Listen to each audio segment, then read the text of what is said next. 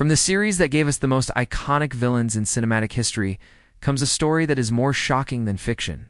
On November 18, 2022, after 30 years of silence, the Mafia finally decided to open up about one of the most heinous crimes they had committed. And this was a crime that was so big that it shocked the entire nation. They confessed to murdering an entire family, the pizza delivery guy, and even the dog. Who were these people? Why did the Mafia murder them? And how did they manage to stay silent for all this time? We're about to find out. It was the year 1979 when an Italian family was brutally murdered by the UTT, Sicilian Mafia. What made this case so hard to solve was the fact that nobody knew why the family had been targeted. There were no signs of forced entry. Nothing was stolen from the house, and there were no obvious motives. It would be another 3 decades before the truth was revealed.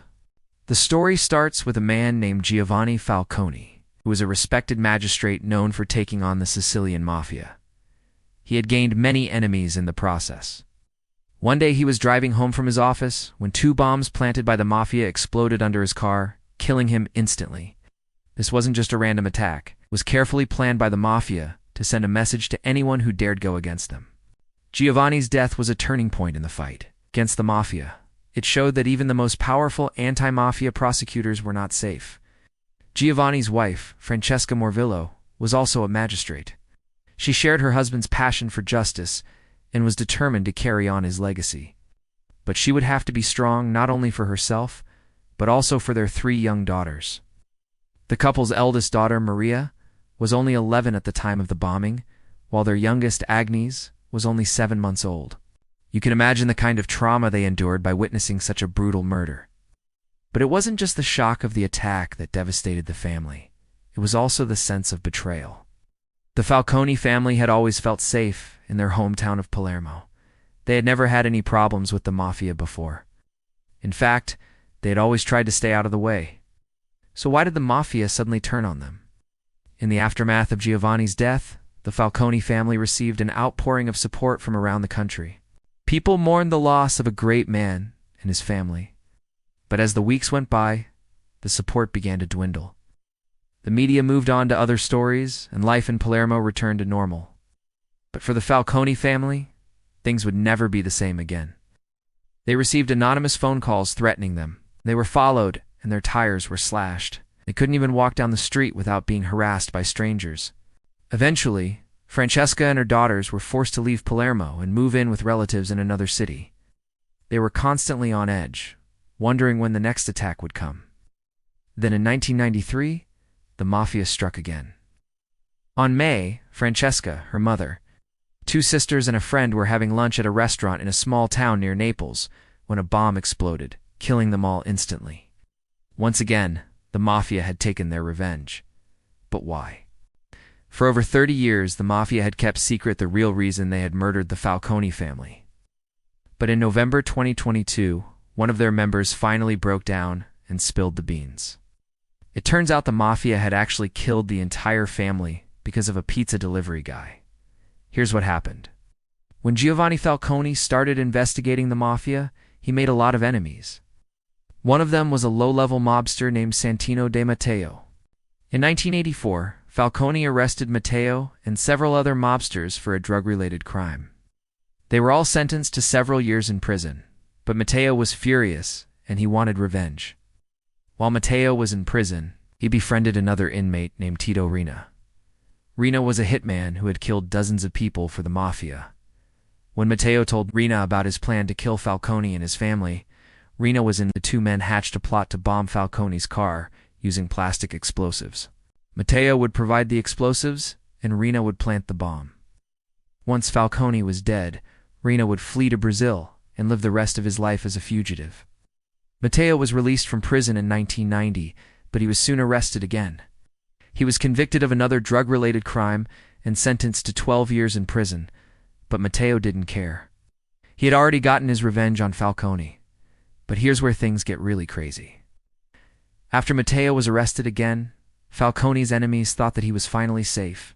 They no longer had to worry about him investigating the Mafia or putting any of them in prison, so they decided to kill his wife and children. On May 1993, Francesca, her mother and her 2 sisters were having lunch at that restaurant when a bomb exploded, killing them all instantly. The motive for the murder was simple. The Mafia wanted to send a message to Falcone. They wanted him to know that even his family was not safe. And then there's the pizza delivery guy. His name was Cosimo Vernata, and he was a member of the Mafia. Vernata had been assigned to keep Falcone's family under surveillance. He was the one who informed the other mobsters.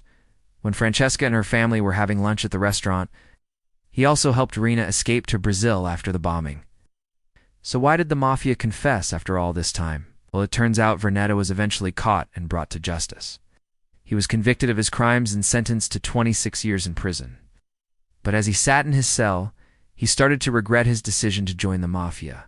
He realized that he had made a terrible mistake, and he wanted to make things right. Vernata started writing letters to Falcone's daughters, apologizing for his role in their family's death. He also agreed to cooperate with the authorities and give them information about the other mobsters involved in the bombing.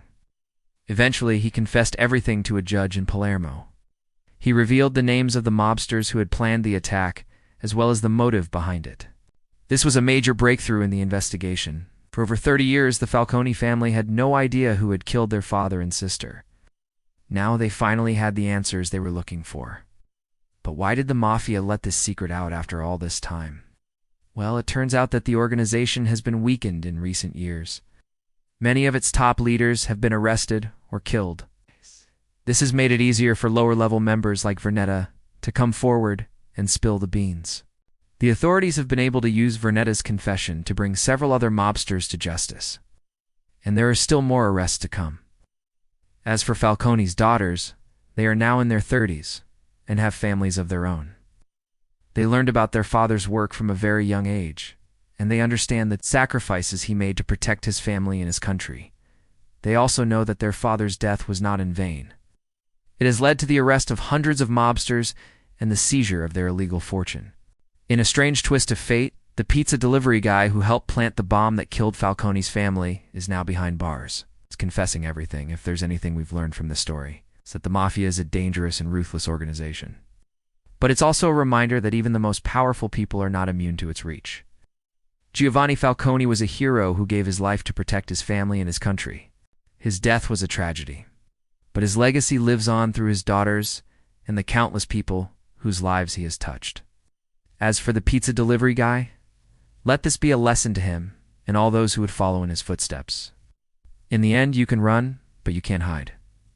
Thank you for watching. If you enjoyed this video, don't forget to like and subscribe so you don't miss out on any of our future uploads.